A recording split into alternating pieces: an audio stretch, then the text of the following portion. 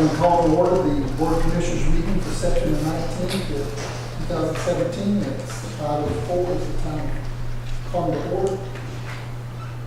And I believe, Ms. Stephanie, would you introduce our guest tonight? Here with us an invocation and pledge the flag. Yes, sir, Mr. Chairman.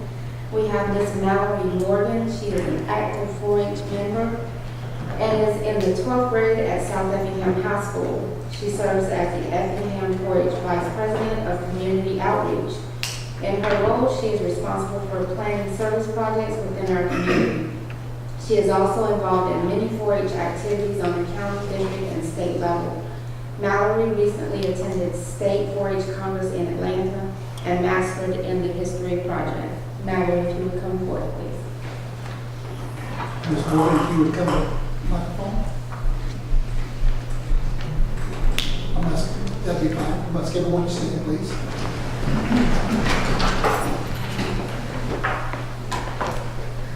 Dear Lord, tonight I just pray for Effingham County. I pray for all of our commissioners and for their service to our county. I pray for all the decisions that are going to be made tonight and that everything is running smoothly. And I pray that you continue to let our commissioners serve their community as we serve you. Amen. Amen.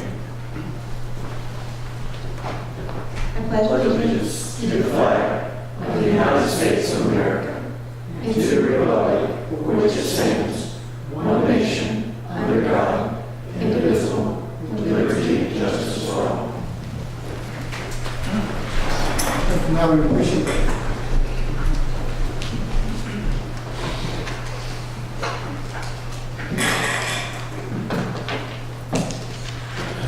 First item on our agenda is to approve a resolution to approve the agenda, and I believe we are willing to take off or withdraw item number 9. So if you have a motion to approve the agenda, remove item number 9 in the new business. Mr. Chairman, we have one other change. Okay. We have a request from Mr. Reed Brennan to table old business number 1 and 2. He has advised until October the 2nd, the 3rd. 17. October 3rd. 17. I talked to him since. He said 2 weeks would be sufficient, and he requested it be tabled to October 3rd. October 3rd? Yes. Okay. And so we'll do that and approve the agenda. Which is coming up with the motion later. So motion to accept the agenda with tabling item number 1 in old business and reading item number 9 under new business. So moved. Bill number 1 and 2. 1 and 2. Second. Okay, motion by Mr. Deloach, second by Mr. LaRosa. All in favor say aye. Aye. All opposed, no. And carries. Consideration to approve the minutes of the September 5th, 2017 regular commissioners meeting and September 6th, 2017 special call meeting. Mr. Chairman, I will abstain on the 5th because I was not here the whole meeting. Very good. So we ought to take 2 votes, don't you think, for this then? So let's take a motion, first of all, to approve the minutes for September 5th. Make a motion to approve the minutes on September 5th as presented. Second. Motion by Mr. Deloach, second by Mr. Floyd. All in favor of approving the minutes on September 5th as stated? Say aye. Aye. All opposed, no. Noting that Mr. Loper has abstained since he wasn't here. Okay, and then motion to accept the minutes as given on September 6th, 2017 special call meeting. Make a motion to approve. Second. Motion by Mr. Lowe, second by Mr. Kiefer to approve those minutes. All in favor say aye. Aye. All opposed, no. And those minutes are approved. So as we move to our agenda, just remind the public, if you would, keep your comments to agenda items only. That would be very helpful so we can get through our agenda. We want to hear from anyone who has any comments regarding any items. If you can keep your comments to a couple of minutes, that helps everyone have a chance to speak to a particular item. The documents for this meeting are located in the clerk's office and the Board of Commissioners website. I hope everyone's had a chance to look those items up that you're interested in.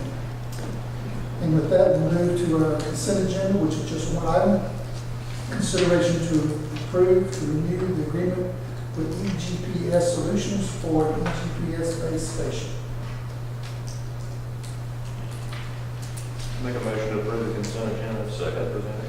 Second. Motion by Mr. Kiefer to approve the consent agenda, second by Mr. Deloach. All in favor, say aye. Aye. And the consent agenda for the one item is approved. In old business, we tabled item 1 and 2, so we'll go to new business.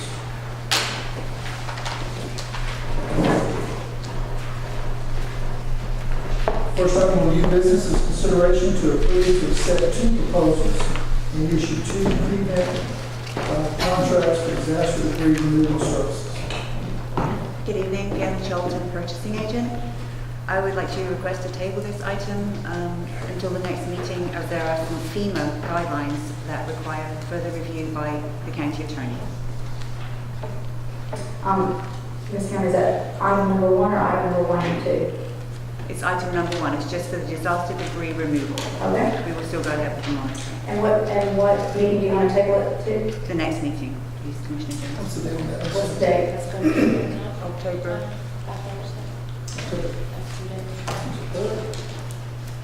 October 3rd? It's the 17th. Yes. So we made 2 meetings from now, October 17th. So we have a motion to table item number 1 of new business to October 17th. I'll make a motion that we table item number 1 until October 17th. Second. Motion by Mrs. Jones, second by Mr. Loper. All in favor, say aye. Aye. All opposed, no. And item number 1 is tabled. Thank you. We move to item number 2, consideration to approve a proposal and issue a pre-event contract to Thompson Consulting Services for disaster debris monitoring and financial recovery services. The county had a pre-event contract in place for disaster debris monitoring and financial recovery services with Thompson Consulting Services, which was activated in 2016 for Hurricane Matthew. The term of the contract was August 5th, 2014 to June 30th, 2017, with 3 additional 1-year terms with approval. Due to many changes in FEMA and GEMA regulations, staff decided that rather than request a renewal of the current contract, the services would be rebid to ensure the contract meets current regulations. An RFP was issued, posted in the usual places, and sent to known vendors. 2 proposals were received. The bid tab is in your packet. After review, in addition to being the low bidder, staff determined that Thompson Consulting Services offers the best overall service for the county. The pre-event contract allows for 3 optional 1-year renewals unless terminated by either party with 30 days written notice. No funding is required unless an activation change order is approved by the Board of Commissioners in the event of a declared emergency. The pre-event contract has been reviewed and approved by the county attorney. Therefore, staff recommend alternative 1.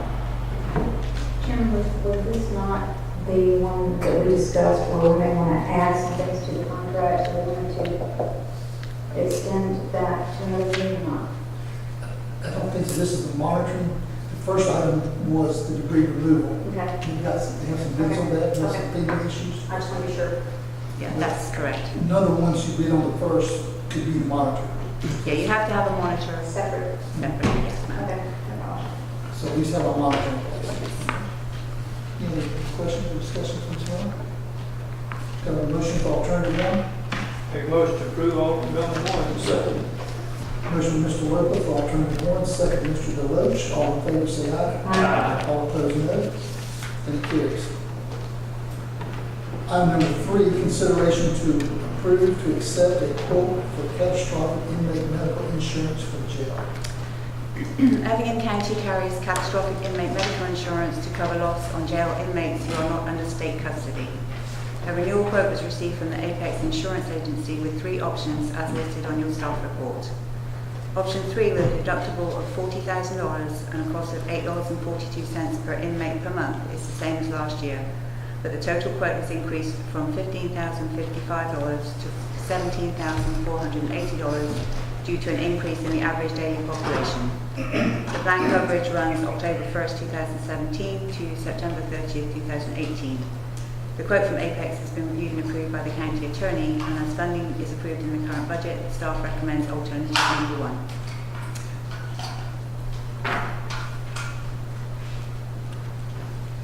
I've got a question for you. Yes, sir. I'm not convinced, and you want you haven't convinced me that alternative 1, which is option number 3, is the better option. The difference in the 2 premiums, between option one and option three, is $2,700. Yes, sir. We save a $10,000 possible deductible, and I recognize we had a large claim a long time. But one inmate that was seriously ill or sick could easily be $35,000, which we had to pay $30,000 under option one. We just beat the odds. We saved a bunch of money. If you had, for whatever reason, a massive illness in 4 or 5, death sick, kidney replacement, liver transplant, or something, I could see that our liability for $2,700 goes up greatly. For the $10,000 in deductible times 173 inmates, that's $1,700,000 plan. So it seems to me to be a small thing to pay $2,700 and limit your liability for a catastrophic issue per year. So I'm not sure that option number one might be the better. You do that, just say that now one more time because I think you're right. If the premiums for the option 1 and 3 is $2,762 more to get the lower deductible, 40 and 30, okay? It's worth $2,752 to get the lower Because deductible. that $10,000 is per inmate, 173 inmates, which I believe that $1,743,000 if you had a catastrophic, say, a earthquake, and suddenly, I don't know what could happen. It could be huge.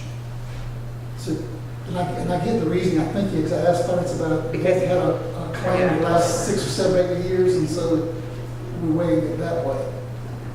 But I kind of like hedging our risk. It's not a lot of money. It's just like any catastrophe, just like hurricane we just had, It's insurance. It's insurance. Yeah. That's right. It's a low amount of insurance money for what it could actually save the taxpayer. And just say, Lord forbid that a big fight ensued and people got hurt and kids got hurt.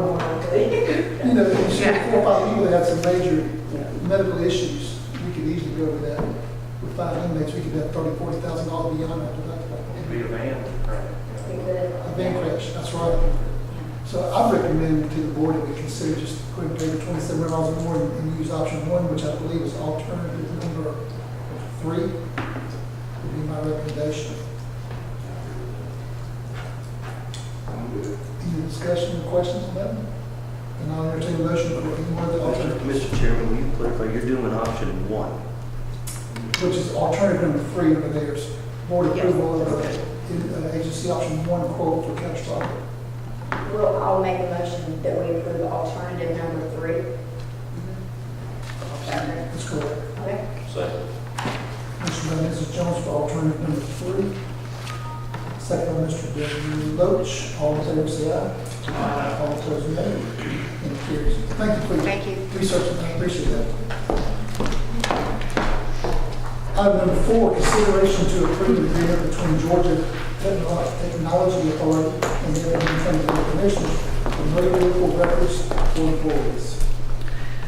Good evening, Chairman and Board. What we're doing is, in July of this year, we had John McIntyre, who is with ACC Risk Management, come in and do an audit with us for our workers' compensation and risk management. One of the things he brought to our attention or asked about was were we doing annual driver's license checks for the people that are currently driving county vehicles and property equipment. We only do a driver's license check at the time of hire. We don't do anything after that. He recommends, and it's good policy, that we do the driver's license checks annually. That way, if in case somebody's driving one of the county's vehicles or something, and they've lost their license, had a DUI, whatever's going on, we'll be aware of that if they don't self-report. The process we use now is through a company called Labor Checks, and they charge us $21.45 per driver's license check. So right now, as I said, we're only doing it for new employees. However, we'd like to start doing this on an annual basis for all employees of the county that drive county vehicles and equipment.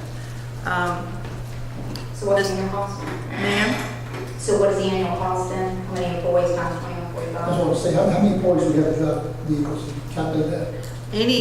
Basically any of our employees could drive our county vehicles. Okay, How so many employees do we have right now? 413, Okay, that's 413 times 21.45. correct? no, 10. No, that's not the proposed. 10. Yeah, that's the current That'd cost. be 10. 21's the only one that wants it, $4,100 something. The discounted rate for the volume is 10. Yes. $413. But Mr. McIntyre told us about an option that we can go through the Georgia Department of Motor Vehicles, who contracts with the Georgia Institute of Technology, pay a one-time fee of $10 and get as many vehicle reports as we want. One-time fee of $10 per employee. Yes, sir, we become a bulk user under So the $4,130 we can get, we can do as many vehicle or driver license checks on and that's a one-time fee? one-time It's fee, not $10. annual. No, one-time fee. I thought it was an annual fee. I was Oh, thinking, no, I saw sir. the savings was only $1,200 a year by premium. I thought that was worth $4,000 instead of $12,000. No, sir. We get it back in 4 years on those. Okay. Paid $4,000 up front, but we never have to pay again for either new hires or we want to check it out every 6 months or every year. Right. Keep our payments low, see what the problems are. Well, it would help our insurance policies as well if we continue to do the annual driver's license check, just to make sure that we don't have any, violators out there or anything that's driving our equipment. And they say this is liability as well. Yes, sir. Shows due diligence on that, so that sounds good. So we have alternative one, which is sign a contract with Georgia Technology Authority to provide the MBRs for employees at a one-time cost of $10. Our alternate two is keep the current contract with labor checks and pay $21.45 per MBR. And staff recommends that we go with alternative one. You recommend a motion for alternative one? Make a motion to approve alternate number 1. Second. Motion, Mr. Lopez, second, Mr. Deloach, to approve alternative number 1. All in favor, say aye. Aye. All opposed, no. Any carries? Thank you, Vicki. Item number 5, consideration to approve to authorize adding the balance of emergency leave to employee personal leave. Yes, sir. In the past, the finance director and myself have been looking at employee leave balances, emergency leave balances. Some of our employees that are the more senior of our employees, back in 2005, the county elected to go to a paid time off status instead of having sick leave and vacation leave. When they went to the paid time off status, what they did was they took any vacation leave that the employee had on the books, that was converted to paid time off. Then they took half of whatever they had accrued as sick leave and put that balance into the paid time off. So there were some employees that actually had 50% of their sick leave still available to them. The process that's been used in the past is that employees could not use emergency leave unless they had used all of their paid time off first. Then it was available for them to use. That was never written in a policy or anywhere, so what we're trying to do now is codify in all of our policies and make sure that everything is in writing, everything is clear, and the employees understand what their options are. Let me get my other note.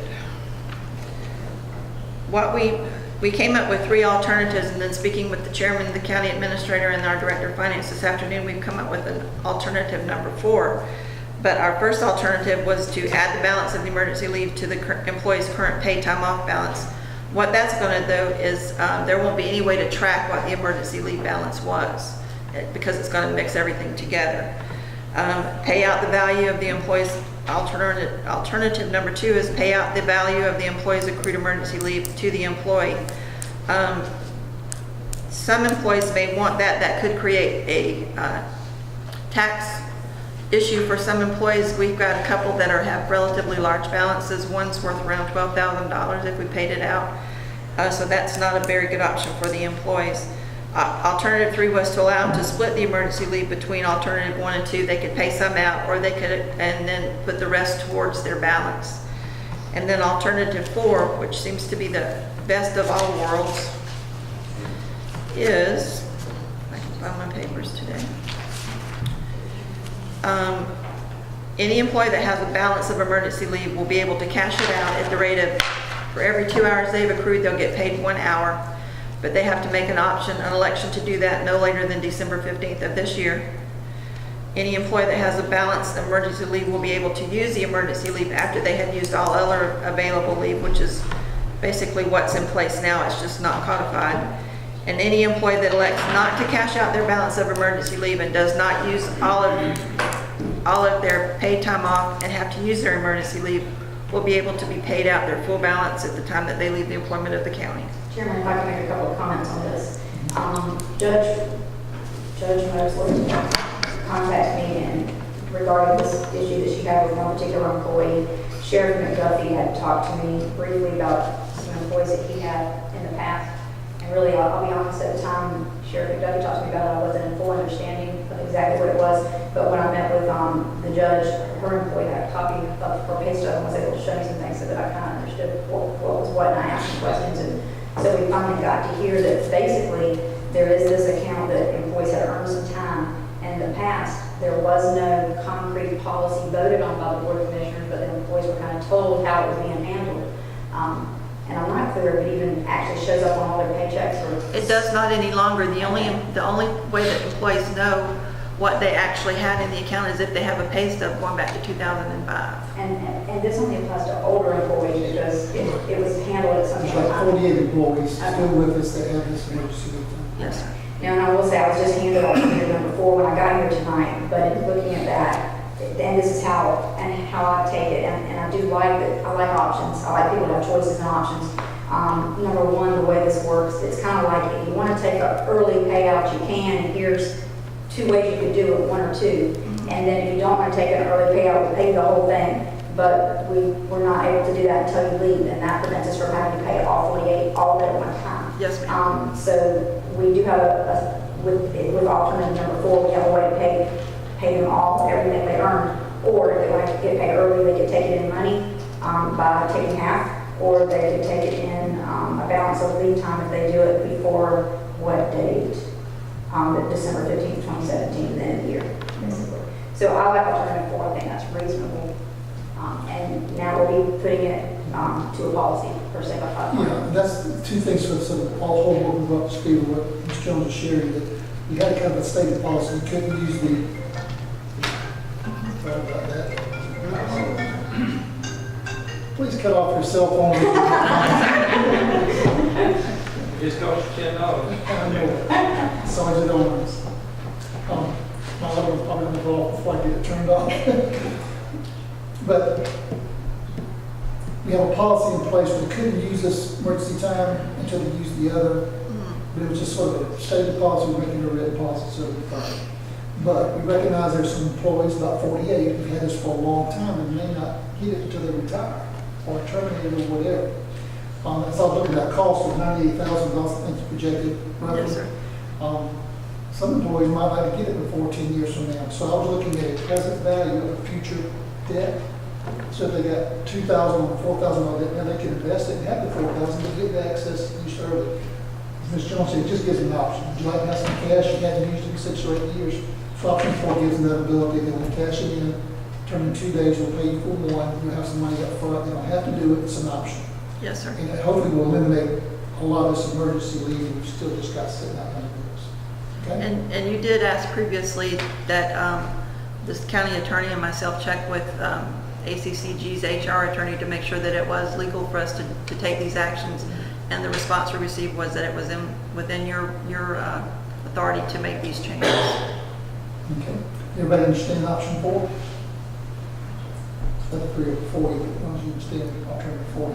So we'll entertain a motion. There's no other question or discussion for 1 of 4 alternatives. I'll make a motion that we accept alternative number 4, that we are codifying by vote this alternative for the employees regarding this older employee leave money.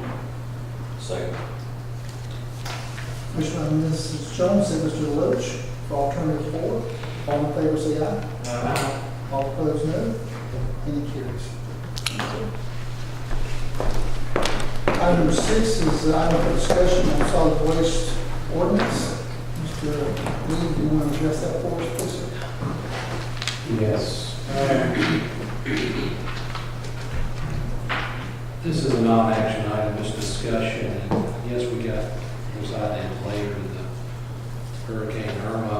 I'll give you some documents around, so I think we just need to not have any discussion on this. I don't think it's time yet. And so for the commission to be confident that this is not delaying what our needs are, We had not planned to make a motion and a vote to next meeting anyway. What we'd like to do is be prepared for discussion and a vote, so we're not moving backwards on our process of moving forward and taking care of our sanitation. Does that make sense? Yes. Tonight we're going to discuss, we're going to vote next meeting. We can combine that, gives you a little more opportunity to review the ordinance as it's written. Yes, I agree with that. I knew one time there was a need to probably get you a vote, so yes. So that, we understand we're going to discuss in the next meeting. So this is just discussion, we don't need to table or anything.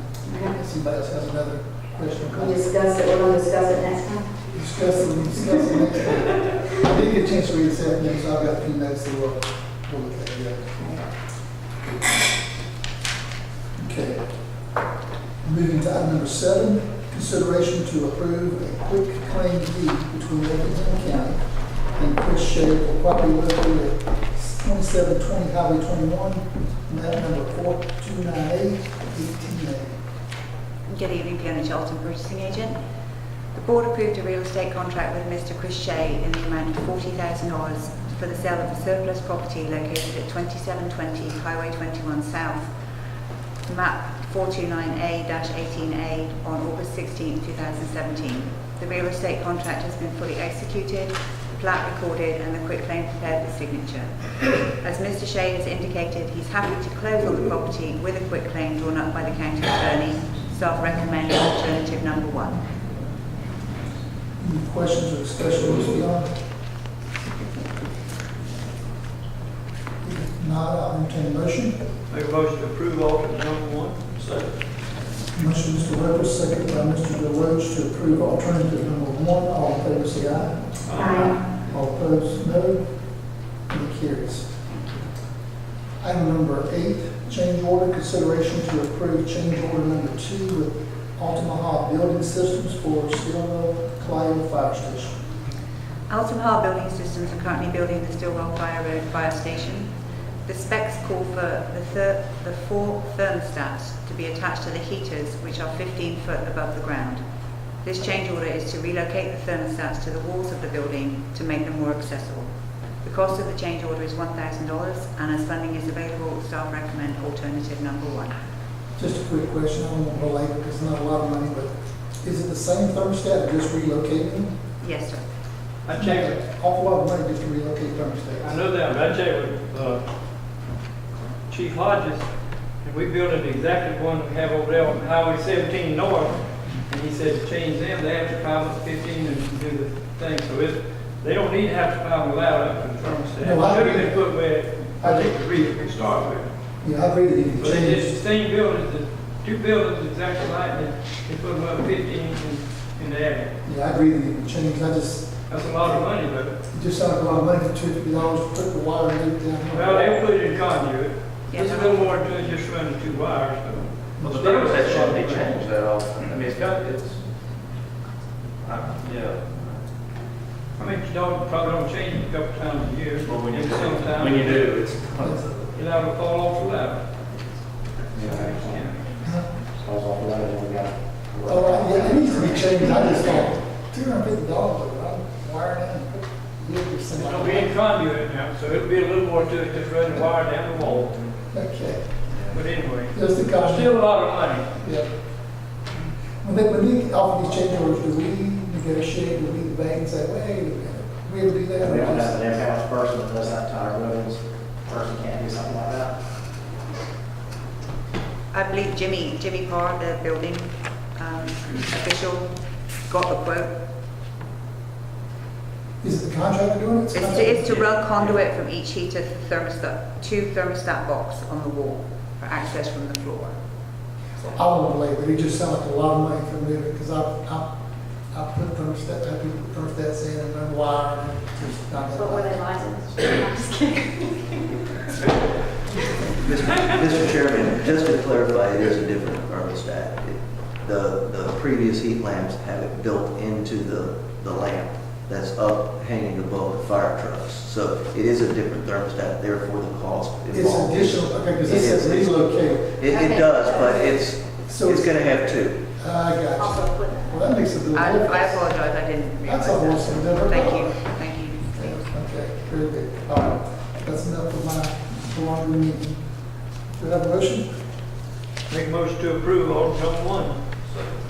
Motion by Mr. Roper, second by Mr. Deloach to approve alternate one. All in favor, say aye. Aye. All opposed, no. It carries. Thank you. Thank you. And then item number 9 has been withdrawn. So that will conclude our new business, and we'll go on to reports from administrative staff. We'll go to our new administrator, for those who haven't met Steve. Davis is a new administrator, comes from the Atlanta area, we won't hold that against him. And he has been a real fireball. We appreciate, I personally appreciate what the board does. He came looking for a storm and helped us get through a storm. Other people would run from it and let everybody else be blamed for what took place after it. But we really appreciate Steve stepping up to the plate. I think he has already, I don't want to see your thunder, but I think you've probably met with 99% of the directors and staff already in the midst of the storm. So just want to introduce Mr. Steve Davis to you, and I hope you'll look forward to working with him. And anything you want to share with us tonight?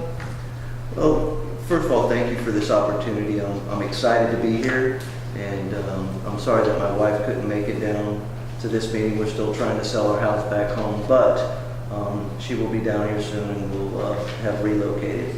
I do want to reiterate that I have started on the transition plan by meeting individually with all department heads. I'm not quite done. I've got 1 or 2 more to go, but I've been working diligently up on that the last few days of work now that we've got past the storm surge. So I'm excited to be here, and I appreciate this opportunity. I'm going to work hard, and we're going to try and identify efficiencies that we can improve, and we're going to expand upon things that we're doing well. So. And I believe you have a couple of special guests here tonight. You want to introduce those to us? I do. I've got my middle daughter, who's an officer trainee in the United States Coast Guard, right here, Kelly Whitmer, and her husband, Alex Whitmer. So. Good to have you tonight. She's actually letting me stay with her, and that's part of my transition. So I'm staying at her house, so everyone be nice to her. Please. Good to have you in Effingham tonight. You don't have to be nice to her too. Well, I'm being nice to her.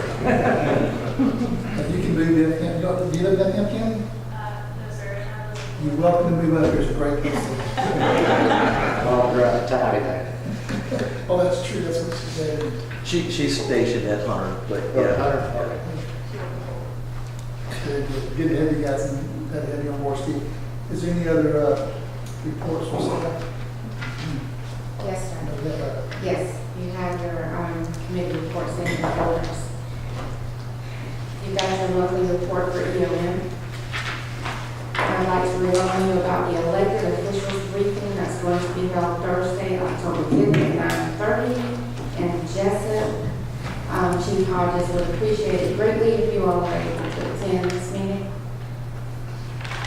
The 8th annual existing industry appreciation golfing outing will be hosted by the IDA and will be held on Friday, October 20th, beginning at 11 a.m. with lunch and registration, and the shotgun start will begin at 12 p.m.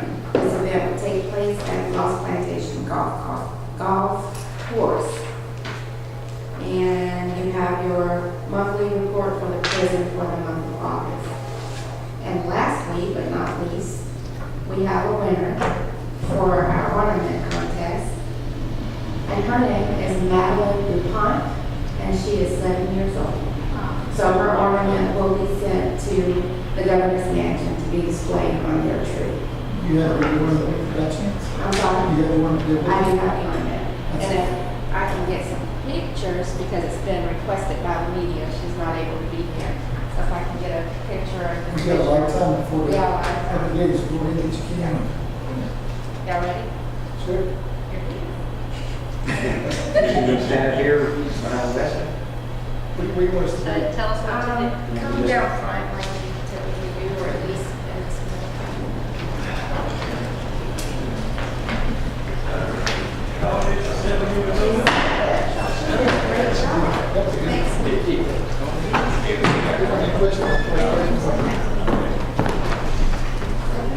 Was it unanimous?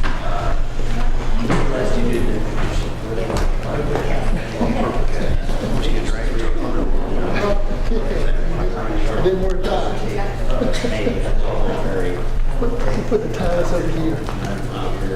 We'll frame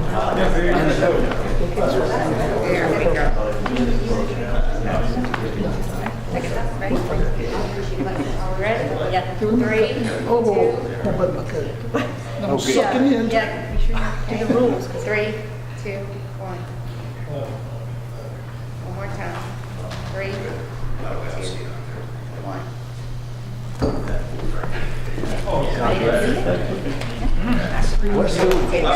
What school did she get to? Was it? I'm not sure which school. You can get in. Me? Yep. Be pretty.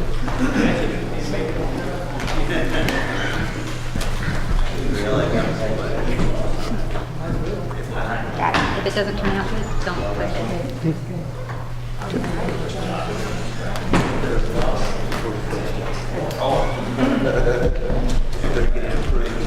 To get board approval for the use of that picture. Stephanie, the elected officials briefing, what's the briefing? They did this form, Clint, you want to elaborate on the briefing? And Jessica? This was more just in general. It had nothing to do with this particular storm. It was just a general overview from GEMA. Oh, okay, so Jim is going to do the briefing with the elected officials? Yes, sir. Okay. You suspect it'll turn into more of a post? I would say that's probably a possibility. It says 9:30 a.m. till how long? We were told to expect most of the day. Wow.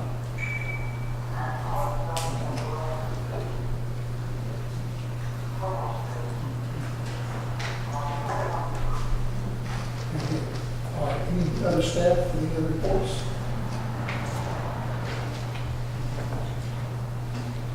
Anything from anyone on the board commission? I'm sorry, Chairman, I do have one more thing. I've already asked you. I'm sorry, we can go back. You know that the marker has been installed at Ebenezer Creek.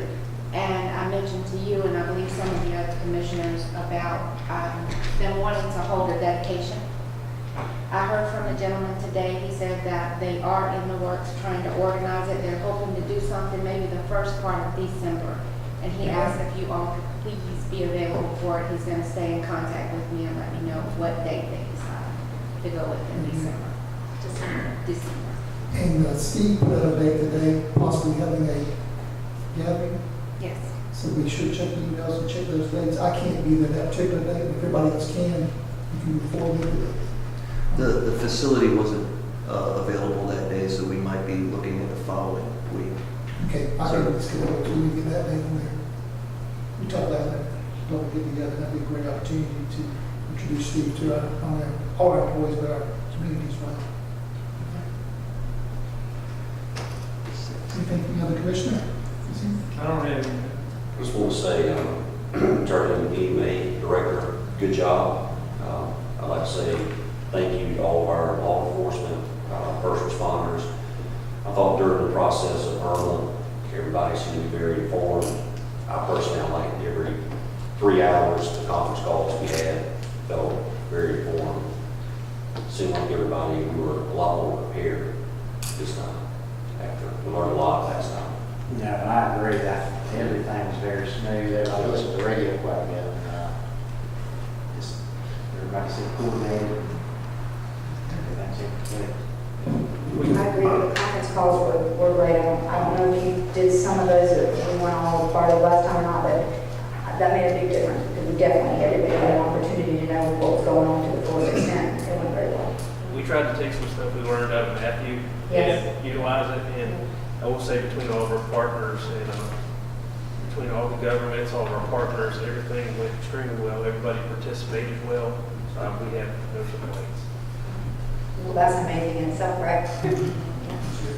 And Mr. Chairman, I'll speak on that. When coming down and seeing that firsthand, right out of the bat, I was so excited to see the professionalism and the cooperation that went on. And they certainly need a round of applause or some kind of resolution from the board that, looking forward for their actions in this. Even though we got lucky, the preparation was fantastic, and it continued today dealing with some of the funding issues and meetings that we're having with FEMA and GEMA. So just so you know, they're very professional in their handling of the situation. We gave them some acknowledgement, a plaque and some things for Matthew, and just like Chairman Deloach said, they exceeded this time. Matthew was the first experience any of us had actually ever had. I remember speaking to Corey Ron from Rankin, and he said he'd been doing the job something like, I don't know, about 30 years, and we never had a full hurricane here, so nobody had experience on what to do there. And this time around, anything that we might have, had issue with, we had learned from, these are the things that definitely, I think, we'd love to do some kind of proclamation for that.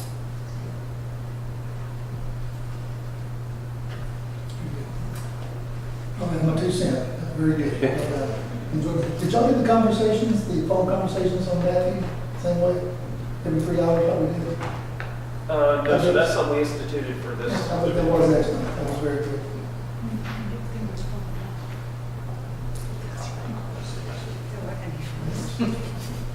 I have 2 things that I want to mention this time. I just want to make mention of the issues that I have with the Westwood subdivision of the water at severe rain intervals. And I'll give everybody a copy of the pictures that I was able to take because I've had many complaints, but I've never actually seen firsthand. By the time I get there, the water is receded. And I think a couple of you guys were out there and looked about the time you got the water receded. But there were a couple that it was, if it wasn't in the house, it looked like it was in the house. And there's one particular street that I think that we still need to try to address in that subdivision, and I'll be bringing that forthcoming. I just want to make mention of it today. And the other issue is, I just want to make mention for public sake and knowledge at this moment tonight. There is a piece of property that's going on the market for sale on the Midland that is owned by my father-in-law, and he has an interest in knowing if the county would want to consider it for a fire station or not, and it happens to be in the area. I'm making it public because I will, if the county considers it, I will accuse myself, and I don't have a benefit one way or the other. If it happens or doesn't, other than a tiny history I'll give is that originally we had a fire station allotted in my district for Hodgeville Road. That was on the short-term program, I believe. And over time somehow, and that was to help identify and fix any places that were still at 10 in my district. And over time, we've been able to fix most of those except for the back of one subdivision, which is Belmont Point. And in doing that, they determined there doesn't need to be one on Hodgeville, there needs to be one on one small little area of section of Effingham County, which is a tiny piece of 30, a tiny piece of Colic, or a tiny piece of Midland. And I went out there and wrote it, and at the time, when we were looking there was nothing for sale. And then we looked at a piece of property and considered it, that we had a house for something like $350, and that was a lot. And so at whatever point in time, he purchased this, and I wish we would have caught it and would have known it was for sale for the taxes due at Effingham County Courthouse. But we did not catch that. So at whatever point in time, if you guys are interested, I'm going to have him contact the administrator or the chairman directly. You can have conversations with him and see if it's something you want to pursue or don't want to pursue. It's in the right, it happens to be in the right spot at 1 acre of land. He got it at a very good price, and he'll either sell it to something here or he will do something else with it. So I just want to make the board of commissioners aware of it, and you can look into it, and I'll accuse myself either way. I thought it beneficial to say it publicly because I'd like to be sure that's things are handled right. And going to the drainage, I brought out to you, what was the public hearing on back Staffordshire? Yes. I was out there, it was deep water. And the ponds behind it, if you hadn't seen it, they're obviously the issue they're full. And so the drain, that cannot go below those ponds.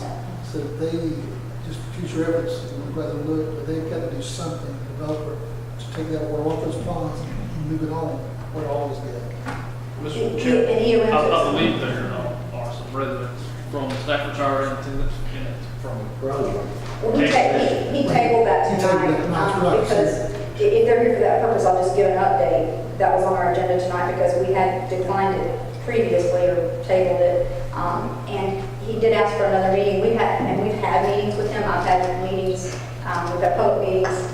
And so at this particular time, we sent him an email back that said, have your engineer send us a plan, and then we'll have something to meet about. Other than that, so he's now asked to table it one more time. That's his last opportunity to table. And, it's our anticipation that we either need to see something that resolves it, or I don't believe there's an intention on this board's, based on how they've responded thus far, that we'll be adding additional lots without a solution. So I'm sorry you had to waste your time and come again, but that is where we are. Yeah, that's what I think we're looking for, is someone to give us a engineering design that will relieve that water, and that our folks look at it, assures that will relieve the water before we improve any other lots. And we did have ELM go out there with a pump right after the storm and pump some. So I was working with them at the time, texting. I have my rubber boots out there Tuesday afternoon. Was it Monday or Tuesday? Tuesday, I guess. And that's all I have. Okay. Anyone else? Okay, do we have a need for executive session?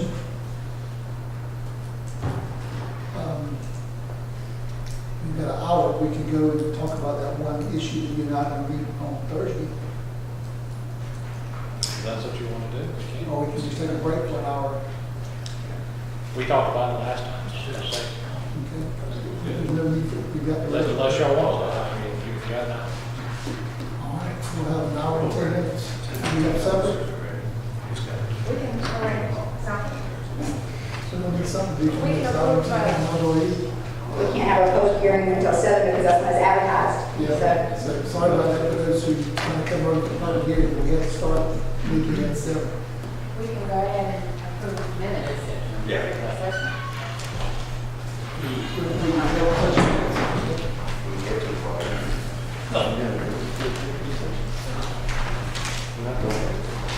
We're going to approve the previous executive session minutes. Normally that's at the end, but we're going to do that now. No, it's okay.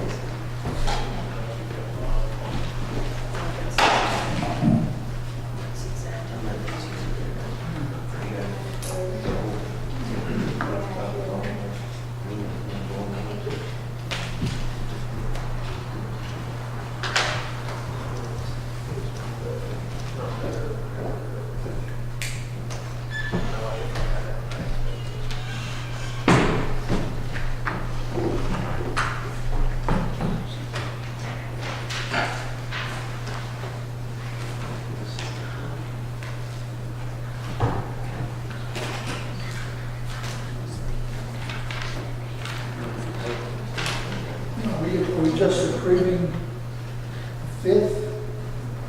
Yes. I see on the left here, there's another minutes. but that's Oh, something you need to sign. Something I just need to sign. Something you need to sign. Okay. If you've read the minutes, I'll entertain a motion to approve the executive session minutes for September 5th. I make a motion to approve the executive session minutes from the bid as presented. Second. Motion by Mr. DeLoach, second Mr. Kiefer to approve the executive session minutes as presented. All in favor, say aye. Aye. All opposed, no. And they are approved.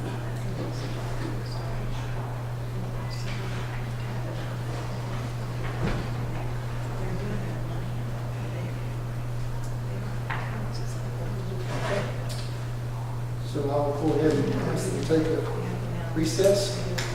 Return at 7 o'clock for our public hearing. Ready to come back out of recess and go back into our regular meeting, having our planning meeting tonight at 7 o'clock. First item on the planning board for public hearing is the planning board recommends approving an application by Mark Gleason for a variance located at 122 Euclid Hill Road to reduce the front setback on the lot from 50 feet to 35 feet, and the rear setback from 25 feet to 15 feet is on the R1 map 302J, parcel 10, first district. Mr. Chairman, that should actually read that it's zoned AR2. It should read that it's zoned AR2. It's currently on the R2. Yes. Okay. This is an entire subdivision that was zoned AR2 and originally planned a mobile home subdivision. It has since gone to the bank and been repurchased. And the current owners of the property are putting single-family homes in there. This lot at the end of the cul-de-sac is a very narrow in depth, and Mr. Glisson's tried several building layouts to try to meet our setbacks, and it's just not workable to fit in with the character of the rest of the neighborhood. So that means that staff and the planning board has recommended approval. Okay. We'll open the public hearing on this particular item. Is the owner of this parcel like to speak to it now? Good evening, I'm Mark Glisson, and just like you said, we bought it. It won't accommodate anything with a single wide mobile home. We've tried, it's got 19 feet, so everything in there's still with homes, and I want to sell the lot, and I got somebody wanting it, but, we can't fit a house on it. So we're just asking for a variance on the front and rear It's wheel not side. shaped, I saw that. It's very odd, very odd. And, but that's pretty much it. Okay. Anyone like to speak for this in addition to Mr. Wilson? Anyone here concerned that would like to speak against this rezoning, or this variance, I should say? Seeing none, I'll close the public hearing. Any discussion from the board? Okay, seeing none, I'll entertain a motion. I'll make the motion to approve the variance. Second. Motion by Mr. Floyd, second by Mr. Keefer to approve the variance. All in favor, say aye. Aye. All opposed, no. Any carries. I have a second reading, consideration to approve the second reading of an application by Mark Gleason for a variance located at 122 Buford Hill Road to reduce the front setback of the lot from 50 to 35 feet and the rear setback from 25 feet to 15 feet, zone AR2, map 302J, parcel 10 in the first district. Approve the second reading. Second. Motion Mr. Floyd to approve the second reading, second by Mr. Loper.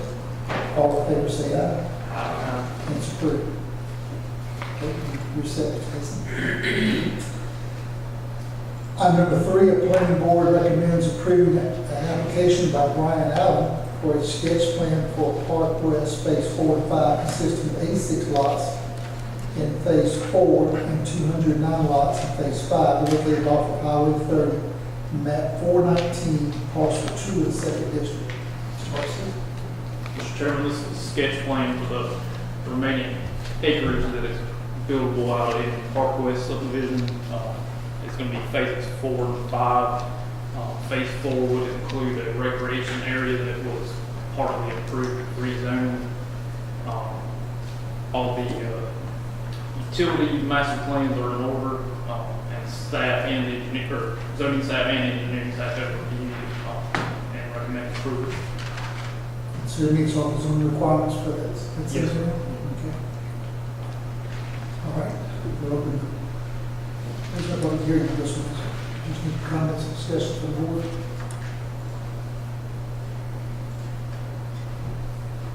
Any questions or comments from Ms. Dorsey? Seeing that, I entertain a motion. Make a motion that we approve the sketch plan. Second.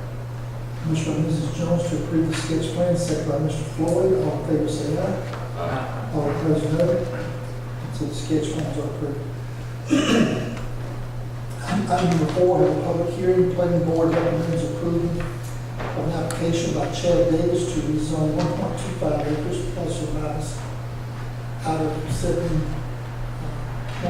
acres located at 1835 and 1847 Hospital Road, AR1 to AR2, map 435, parcel 44 and 45 in the second district. Mr. Chairman, Mr. Davis is requesting to rezone 1.25 acres out of 7.7 acres. It's 2 tracks here. There's a home, existing stick-built house right here, and there you see a mobile home which is no longer there. Mr. Davis is requesting do a recombination and a division to divide 1.25 acres off around this house, and the remaining acres would remain AR1. Staff and planning board have recommended approval. To open public hearing, would you like to speak to anyone? No, I just wanted to get any questions, I just wanted to be ready, so. Okay. Does anyone else here want to speak for this rezoning? Anyone in the audience that would like to speak against this rezoning? Seeing no one, we'll close the public hearing. Any discussion or comments from the board? Seeing none, entertain a motion. Make a motion that we approve as presented. Ms. Jones makes a motion to approve as presented. And second by Mr. Kiefer. All in favor say aye. All opposed, no. It was granted. Second reading. Consideration to approve the second reading of an application by Chad Davis to rezone 1.25 plus or minus acres out of 7.78 acres located at 1835 and 1847 Oswald Road from AR1 to AR2, map 435, parcel 44 and 45 in the second district. Make a motion that we approve the second reading. Second. Motion by Mrs. Jones, second by Mr. Roper to approve the second reading. All in favor say aye. Aye. All opposed, no. Mr. Chairman, I'm going to use myself for the minute. Okay. Stephanie, if you notice, Mr. Roper recused himself on item number 6. Public hearing, planning board recommends approving an application by Jack and Jenkins, rezone 3.5 acres located at 1868 Goshen Road from AR1 to AR2, map 435G, parcel number 2 in the second district. Mr. Chairman, this item is similar in nature to the last item.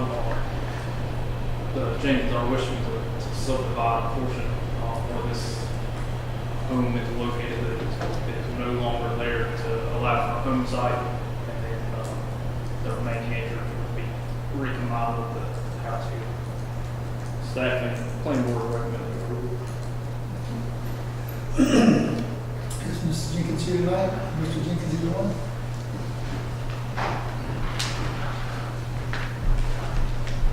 Amy? How do you vote?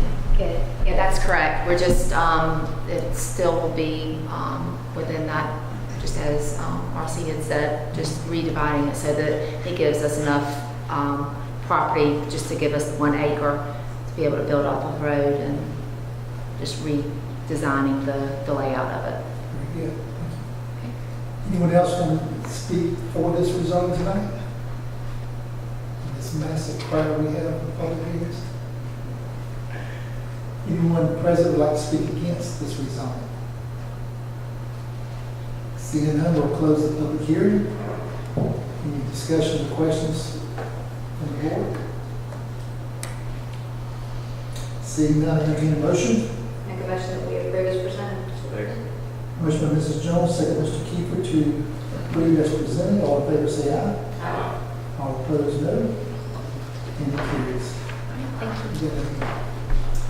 All right, consideration to approve the second reading of an application by Jacqueline Jenkins to rezone 3.5 acres located at 1868 Goshen Road from AR1 to AR2, map 435G, parcel number 2 in the second district. Motion? Make a motion that we approve the second reading. Motion by Mrs. Jones, second by Mr. Floyd. I think I heard it there. You second reading, all in favor, say aye. All opposed, no. And you got it. Mr. Loper's returning to the table. Item number 8, public hearing. The planning board recommends approving an application by Ashley Bowles, the Learning Tree House, for a conditional use to use the property for an after-school daycare program located at 226 Goshen Road. Is that map number right? Or should it be 465 parcel 3? I just couldn't find the map that had that on it. It should be 465. 65 parcel 23, that's what I thought. So 226 Goshen Road, map number 465 parcel 23 in the second district. Item star 64 on the board. Yes, sir. Mr. or Ms. Boland currently operates the Learning Tree House directly adjacent to this property. She operates an after-school care program and has reached capacity. She has a lease agreement with the adjacent church to lease out this building for after-school purposes. And in order to get state certification, she has to prove that she's in conformance with our zoning ordinance, and the AR1 district allows daycare as a conditional use. Thus, this is a request before y'all, and staff and planning board recommend approval. Is that a church there that she's using? She currently operates in this building for the daycare. Right. Ephesus Church is located on these two parcels. Right, and she's going to hold it down in the Ephesus building. Correct. What used to be Ephesus? 50.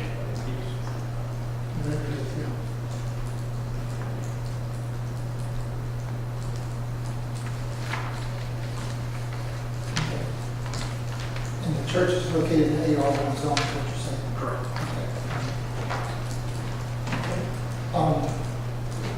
Is Ms.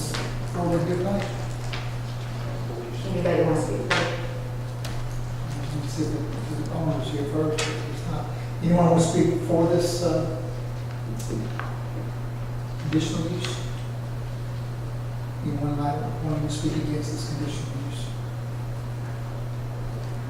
See a none, we'll close the public hearing. Entertain a motion. Make a motion that we approve for the conditional use. Motion by Mrs. Jones, second Mr. Kiefer to approve the conditional use. All in favor say aye. Aye. All opposed, no. Any carries.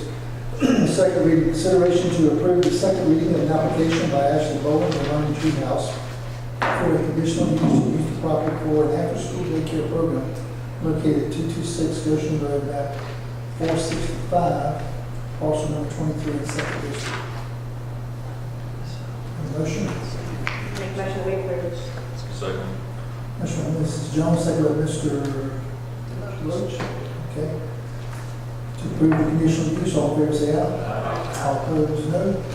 Any carries. Item number 10.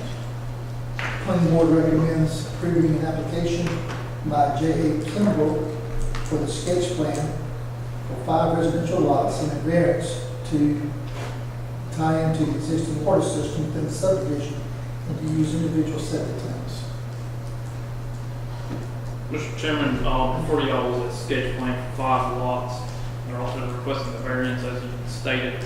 Our current county ordinance requires major subdivision within 1,000 feet of county system to tie into those systems. There's the existing community water system already in place at Goshen Hills. It currently terminates roughly where my cursor is, with a fire hydrant. And our county system, both a water line and sewer pressurized main, are on the outside of Goshen Road here. In order to tie into our county system, they require a lift station to generate enough pressure to overpower the existing pressure in that pressurized main for it to work. It would be a considerable cost for 5 lots. The water system, like I said, is directly adjacent for the community system, and it's on the opposite side of the Goshen Road there, which would require a boring under the road in order to tie to our existing system. It is 5 lots. My recommendation was to follow our county ordinance. Planning board recommended approving the variances to tie to the community system and permit septic tanks as long as the soil was perfect. Was this one of the ones that we changed, that we made an update to the ordinance or not, in which we said in cases where it may be feasible, Yes, but ma'am. in a sense, like I believe the wording was, we had it changed, something like this. if it's economically feasible. This circuit fits that. I mean, we talked about it before a little bit. So what do you feel that this is really not I think you're probably, you say the recommendation was about the policy, but I think the policy allows for this variance. Right, at y'all's discretion, I definitely think, the economics are in play here, especially if that's on If we five can lots. pick up another 100 lots that would be feasible to board and do the lift station. So we're just gonna have these 5 and no more, so. Right. Okay.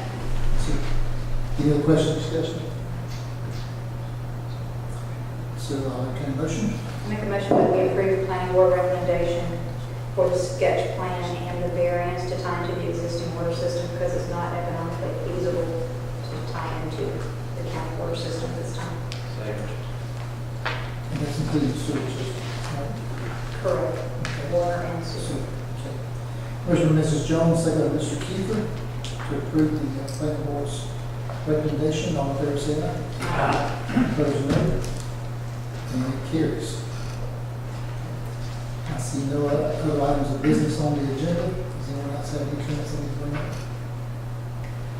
And I entertain a motion to adjourn. Hey, what's good to him? Motion, Mr. Ricker, to adjourn, second by Mr. Kiefer. All in favor, say aye. Aye.